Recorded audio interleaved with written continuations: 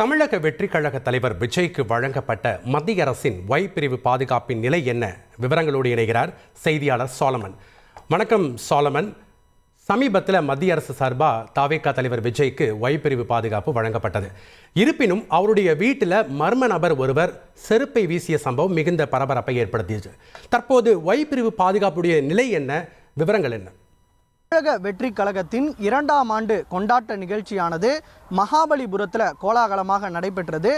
முன்னதாக நடிகர் விஜய் அவர்கள் நீலாங்கரை வீட்டில் தங்கியிருந்த போது அப்போது ஒரு இளைஞர் ஒருவர் திடீரென விஜய் வீட்டு வாசலில் தூக்கி செருப்பை வீசிய சம்பவமானது அங்கு பெரும் அதிர்வலை ஏற்படுத்தியது. குறிப்பாக கடந்த சில வாரங்களுக்கு முன்னதாக நடிகர் விஜய்க்கு Y பிரிவு பாதுகாப்பானது வழங்கப்பட்டது. தற்போது வரை ஏன் Y பிரிவு பாதுகாப்பு வழங்கப்படவில்லை என பல்வேறு கேள்விகளானது எழுந்துள்ள நிலையில் அந்த Y பிரிவு பாதுகாப்பின் தற்போதைய நிலை என்ன என நாம் உயரதிகாரிகளும் கேட்டபோது பல்வேறு தகவல்களானது தெரிவிக்கப்பட்டது. அதாவது கடந்த சில வாரங்களுக்கு முன்பதாக நடிகர் விஜய்க்கு முட்டை வீசுவோம் உள்ளிட்ட பல்வேறு சம்பவங்கள் நடைபெறுவதாக எழுந்த எதிரொலியாக உளவுத்துறை அதிகாரிகள் அளித்த அறிக்கையின் அடிப்படையில் மாநில அரசு அவருக்கு Y பிரிவு வழங்குவதற்கான ஏற்பாடுகள் அறிவிக்கப்பட்டது. இந்த நிலையில் இவ்வளவு நாட்களாகியும் ஏன் Y பிரிவு வழங்கப்படவில்லை என கேட்டபோது அவர்கள் இந்த Y பிரிவு வழங்குவதற்காக பல்வேறு நடைமுறைகள் இருப்பதாக தெரிவித்துள்ளனர். அதாவது மாநில அரசோட கமிட்டி மீட்டிங் ஒன்று நடைபெறும்.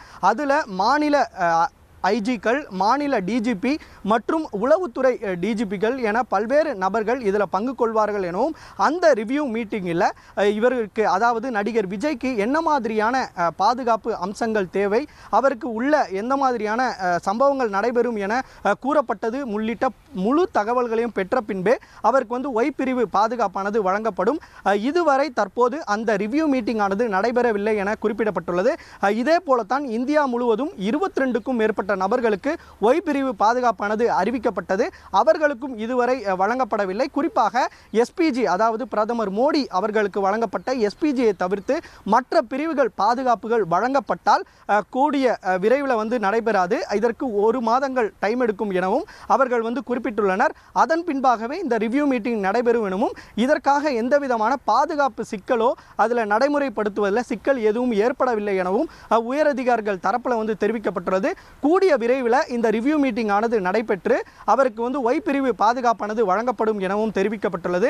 இந்த Y பிரிவு பாதுகாப்பில் பிளாக் கேட்ஸ் 2 நபர்கள், 2 செக்யூரிட்டி ஆஃபீஸர்கள் மற்றும் அந்த உள்துறை காவலர்கள் உள்ளிட்ட அனைவரும் இதில் ஈடுபடுவார்கள். மொத்தம் 11 நபர்கள் இதில் ஈடுபடுவார்கள் எனவும் அதன் பின்பாக நடிகர் விஜய் அவர்கள் எங்கே சென்றாலும் அவர்களுடனே இந்த பாதுகாப்பு நடைமுறைகள் தொடரும் எனவும் உயரதிகாரிகள் தரப்பில் தெரிவிக்கப்பட்டுள்ளனர்.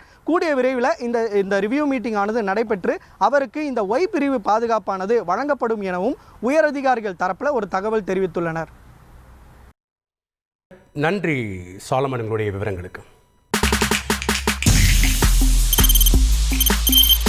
தவிர்க்க முடியாத தம்ப்நெயில்ஸ், கலக்கலான கண்டென்ட்ஸ், சினிமாவும் சீரியஸ் பிரச்சனைகளும், சும்மாவே ராம்சரண் தளபதி விஜய் எப்படா பெரிய கலகலப்பும் கைகலப்பும்.